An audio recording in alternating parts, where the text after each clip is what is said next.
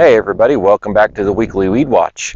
This week what I want to do is I'm going to go away from the amaranths, but I want to stick with the summer annual broadleaves and want to talk about one that we get a few calls on every single year, and one that we seem to struggle with, especially if we rely solely on post-emergence herbicide applications and or if we have an especially dry year. This is a weed that we tend to struggle with our post-emergence applications. So let's go ahead and go check it out.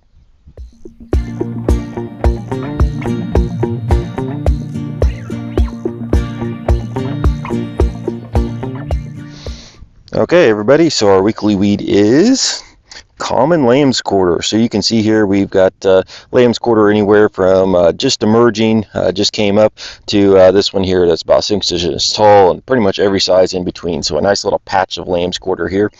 To go over some quick ID, to start off with, as it emerges, the cotyledons of common lambsquarter are pretty unique in that they're pretty elongated. The cotyledon margins are almost parallel. It's a pretty unique cotyledon that we don't see in a lot of other weed species, so it sets it apart for pretty early on. And then as it grows and starts to put on true leaves, you get these triangular to diamond shaped leaves with these coarse, rough, irregular serrations or tooth margins on the margins of the leaf, and that's pretty distinguishable of common lambsquarter. The other feature that really sets it apart is right here. If you look at the upper leaves, they have this white look, this almost mealy look that you can kind of rub off, as you can see there.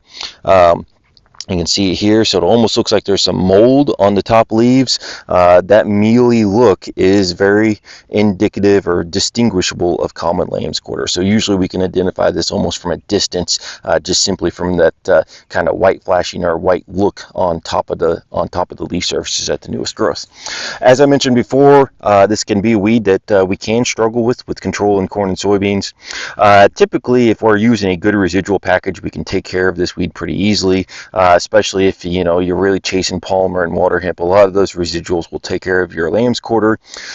It's post-emergence applications that we can get into a little bit of trouble. Lambsquarter does have some heightened tolerance to glyphosate.